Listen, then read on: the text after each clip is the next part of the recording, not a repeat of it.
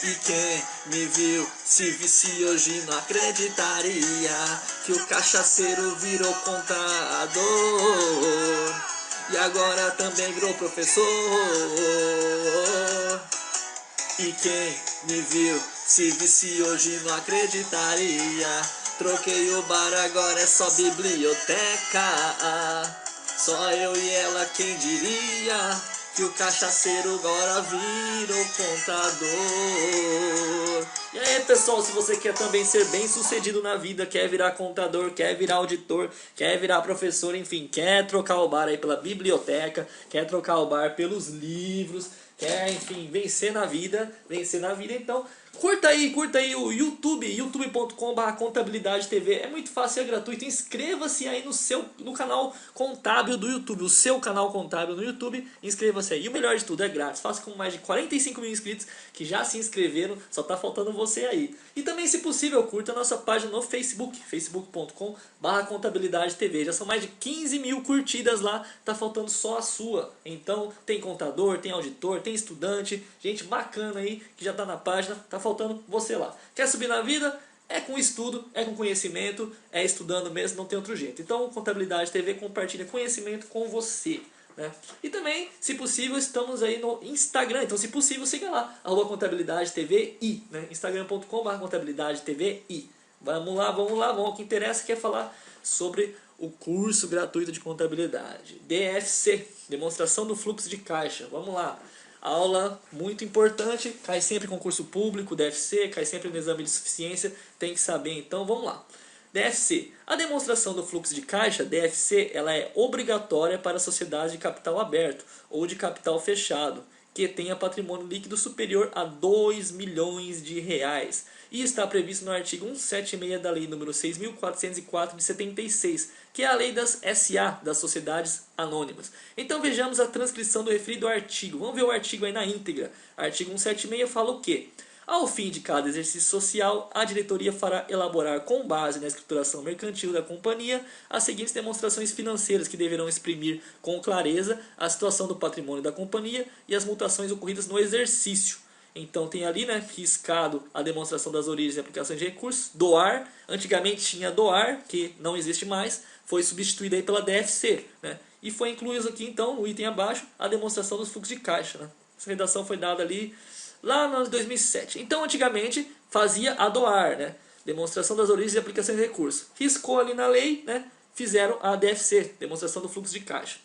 E o parágrafo 6º fala o seguinte: a companhia fechada com patrimônio líquido na data do balanço inferior a 2 milhões de reais não será obrigada à elaboração e publicação da demonstração dos fluxos de caixa. Então, né, para essas companhias com menos aí de 2 milhões de reais, aí é facultativo. Agora, se é superior, aí já é obrigatório. Então fica aí a dica da lei aí, artigo 176, Lei 6.404 de 76. Então, resumindo isso aqui, até 2007 as entidades eram obrigadas a preparar a demonstração de origens e aplicações de recursos, a DOAR. Só que em 2007 houve uma grande revisão da legislação societária, que foi alterada, né? Então, aí foi inclusa a demonstração dos fluxos de caixa, a DFC, né? Belezinha? Então a DOAR ficou extinta e entrou a DFC. Basicamente é isso. E a DFC é mais um elemento informativo previsto na Lei das Sociedades Anônimas, que tem por finalidade prestar informações acerca da capacidade de geração de caixa e os equivalentes de caixa das entidades. Caixa, já sabemos, deve-se entender o numerário, os valores de livre movimentação que a companhia tem à sua disposição. Equivalentes de caixa, por outro lado, são aqueles valores que, por possuírem a característica de alta liquidez e estarem sujeitas a um insignificante risco de mudança de valor, são equiparados à caixa. Definições estas presentes no pronunciamento técnico lá do CPC 03. Demonstração dos fluxos de caixa é o CPC 03. Então é assim, gente. Dentre estes equivalentes de caixa, classificam-se as aplicações financeiras de curto prazo. E o fluxo de caixa, por sua vez, nada mais é que um estudo sobre as entradas e saídas de caixa e equivalentes de caixa da companhia.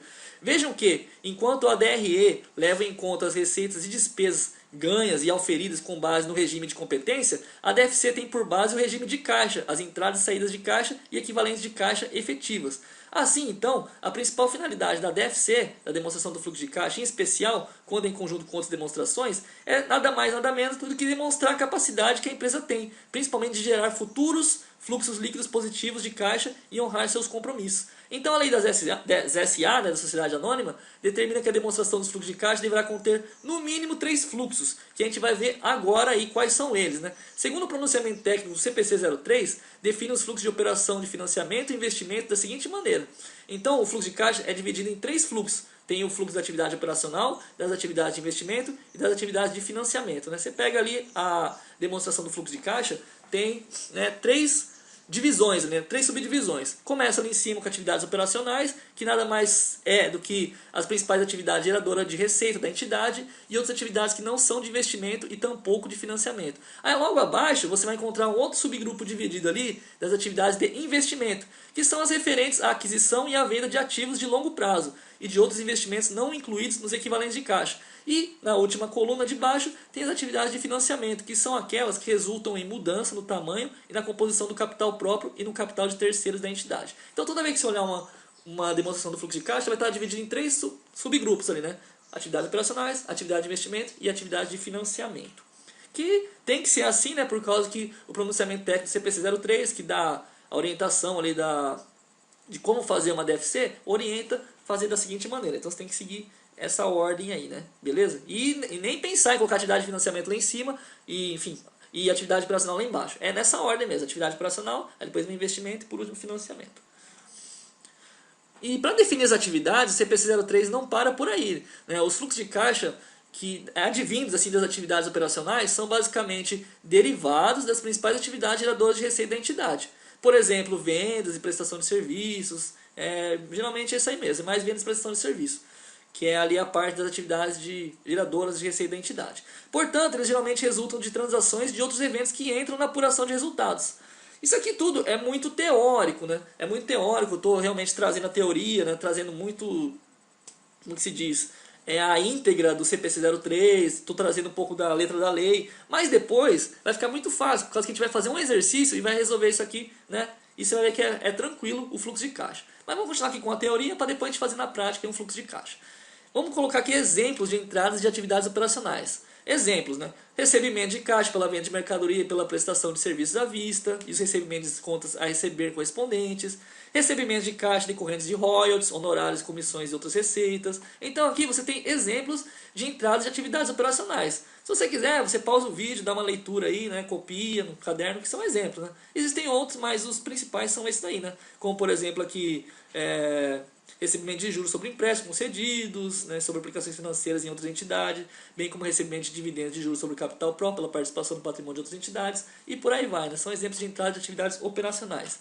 E trouxe aqui alguns exemplos de saídas de atividades operacionais. Por exemplo, adiantamentos em caixa, empréstimo feitos a terceiros, pagamentos à vista ou em data próxima a esta, né, para a aquisição de bens para o ativo imobilizado, intangível ou investimento, e pagamentos para a aquisição de instrumentos patrimoniais de empresas, como por exemplo ações, debêntures e por aí vai. Agora eu vou trazer um exemplo aqui de atividades de financiamento, que são aquelas que decorrem da alteração do tamanho e composição dos recursos de terceiro e dos recursos próprios, né, da entidade. Novamente, o ponto de vista aqui é pela entrada e saída efetiva de caixa e equivalentes de caixa. E o CPC 03 ilustra este ponto com as seguintes hipóteses. Isso aqui é a letra da lei, ali, ou melhor, a letra da norma ali do CPC 03. Né? Exemplo de entrada, segundo o CPC 03. Caixa recebida pela emissão de ações, debêntures ou outros instrumentos patrimoniais. Recebimentos pela tomada de empréstimo, financiamentos de curto e de longo prazo.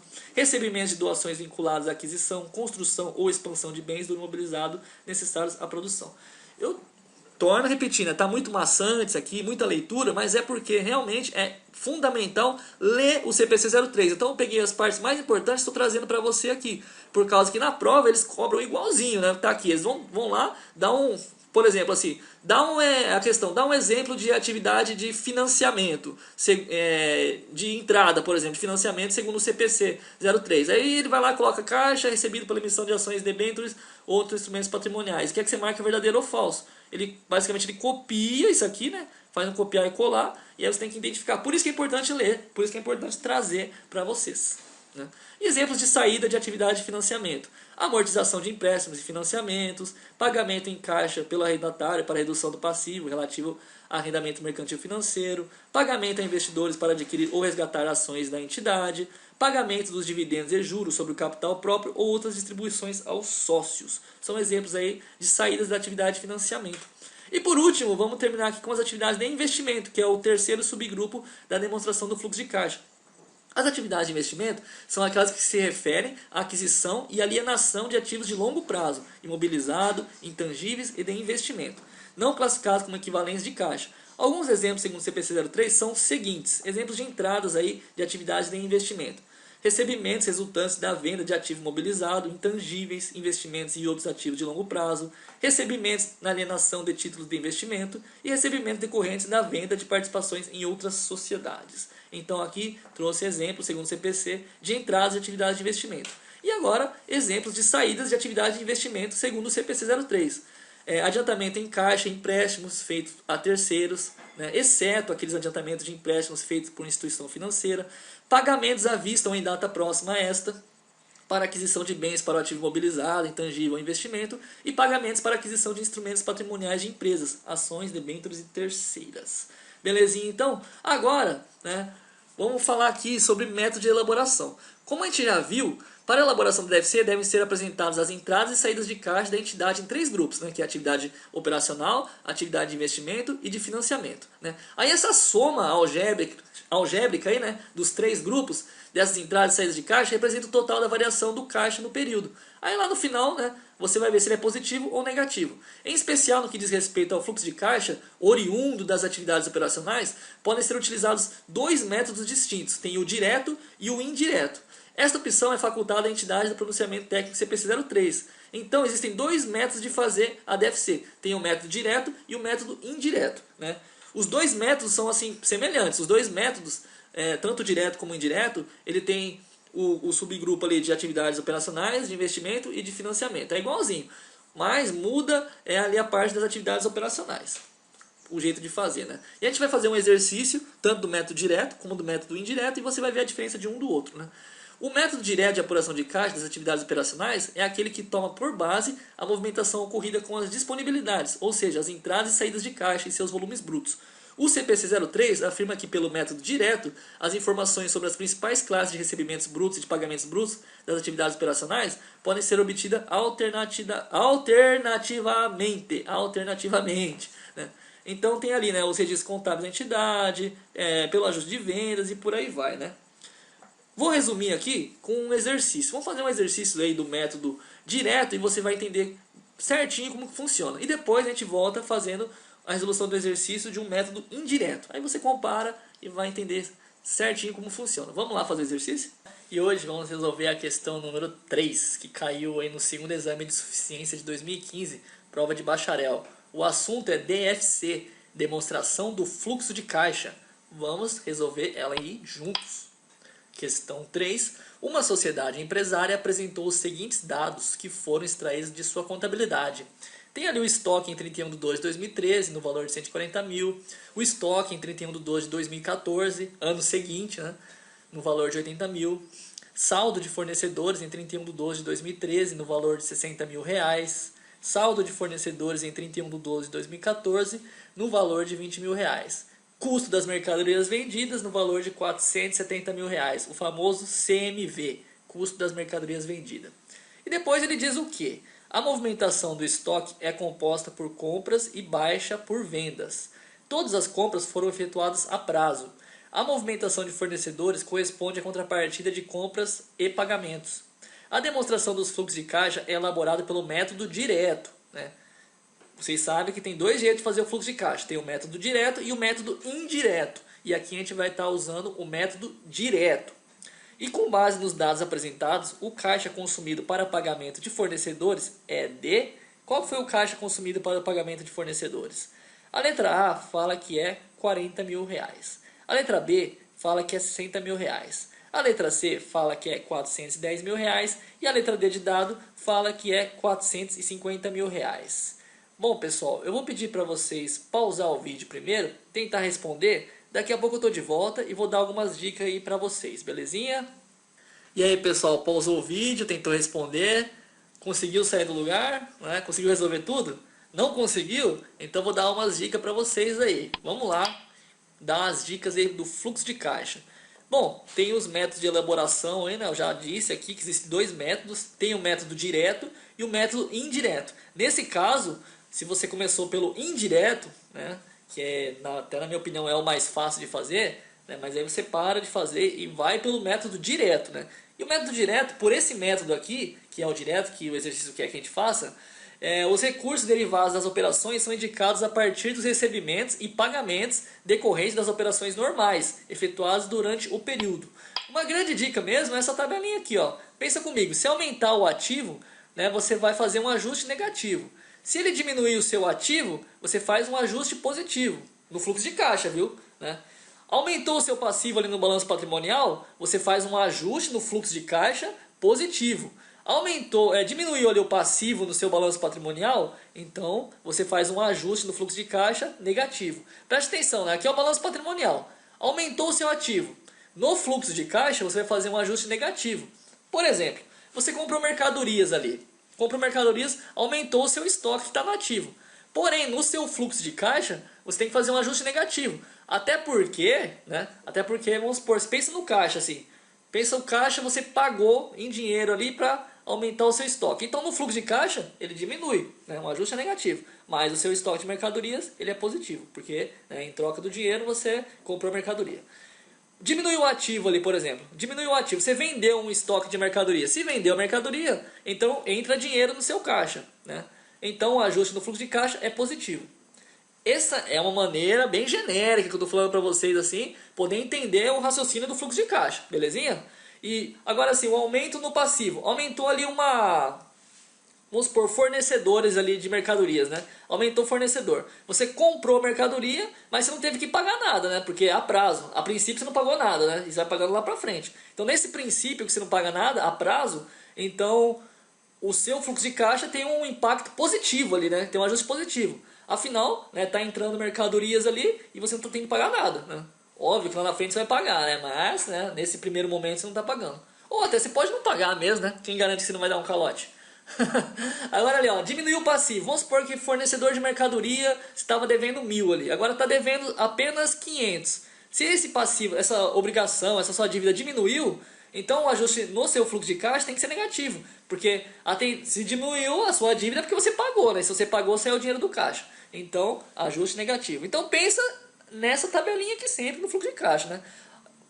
No lado esquerdo aqui, balanço patrimonial, né? Se aumentou o seu ativo, o ajuste no fluxo de caixa é negativo, né? Estou repetindo 1000 vezes aí para você memorizar mesmo, tem que memorizar, né? Se diminuiu o ativo, né, no seu balanço patrimonial, diminuiu ali o ativo, então, né, o seu fluxo de caixa ele vai ser com ajuste positivo. Aumentou o seu passivo, né, no balanço ali, então no fluxo de caixa você tem um ajuste ali positivo, e diminuiu o passivo, né, no seu balanço, no fluxo de caixa você faz um ajuste negativo. Belezinha? Tira um print screen aí, né, dessa tela aqui do computador, anota no seu caderno e vai treinando aí, né, porque esse tipo de dica é muito válido para resolver o exercício de fluxo de caixa. Belezinha? Agora então, com essas dicas que foram dadas, eu vou pedir para vocês pausar o vídeo e tentar responder na sua residência, na sua humilde residência. Aí daqui a pouco eu tô de volta e aí a gente faz juntos, belezinha? Mas pausa aí, tenta responder no caderno, usa aí a calculadora, o caderno, o lápis, borracha, caneta, enfim. Simule como se estivesse fazendo exame de suficiência. Usa apenas esses recursos, entendeu? Faz aí, treina, daqui a pouco eu tô de volta. E aí pessoal, pausou o vídeo, tentou responder, como é que foi? Acertou aí, né? Acertou a questão? Molezinha? Molezinha ou não? Bom, para facilitar aí a resolução do exercício, eu coloquei do lado esquerdo o enunciado e do lado direito a resolução. Belezinha? Vamos resolver lá aí juntos. O primeiro passo para estar resolvendo esse tipo de exercício é conhecer como que funciona aquela tabelinha de dicas que eu dei para você ali atrás. Sabendo isso, a gente vai começar a fazer o nosso fluxo de caixa. Vamos ver aqui primeiro as contas estoque, né? A conta estoque no primeiro ano ali, né, no 31/12 de 2013, na primeira data ali em 2013, ela tinha um saldo de 140 mil, né? E depois, no outro ano de 2014, ela caiu para 80 mil. Se ela tinha 140 mil em estoque no ano de 2013 e depois no ano de 2014 diminuiu esse estoque para apenas 80 mil, significa que ele vendeu esse estoque, né? Esse estoque saiu fora, porque diminuiu o valor dos estoques. Por que diminuiu? Porque vendeu, né? Belezinha? Então quantos que vendeu, né?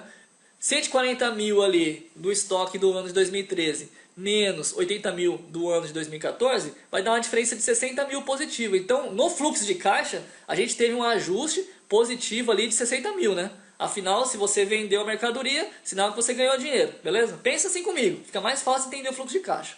Mais pra frente, né, se você olhar as dicas, as aulas que já foram dadas aqui no fluxo de caixa, DFC, CPC 03, você vai ver que é um pouco mais além disso. Mas, a grosso modo, se você pensar assim, fica mais fácil entender, né? Vendeu mercadoria, né, diminuiu aqui o valor, o saldo do estoque de um ano para o outro, sinal que vendeu. Se vendeu é porque entrou dinheiro no fluxo de caixa, né, entrou dinheiro no caixa, e se entrou dinheiro no caixa, o ajuste é positivo. Belezinha aí? Agora vamos analisar as contas fornecedor. No ano de 2013... tinha um saldo ali de 60 mil. Tinha uma dívida com os fornecedores de 60 mil. Uma vez que o fornecedor é uma conta do passivo, né? Tinha uma obrigação ali de pagar 60 mil. E no outro ano de 2014, ela caiu para 20 mil. Se você tinha uma dívida de 60 mil no ano de 2013 e caiu essa dívida para 20 mil, provavelmente, né, você pagou ela, né? E qual que é a diferença? 60 mil ali do ano anterior menos 20 mil do ano posterior de 2014, sinal que você pagou ali 40 mil, né? Se você pagou 40 mil em dívida, no seu caixa, né? Pensa no caixa ali, no seu fluxo de caixa, tem um impacto negativo, uma vez que tem que sair de dinheiro do seu caixa para você poder pagar esse fornecedor. Então, impacto negativo no seu fluxo de caixa.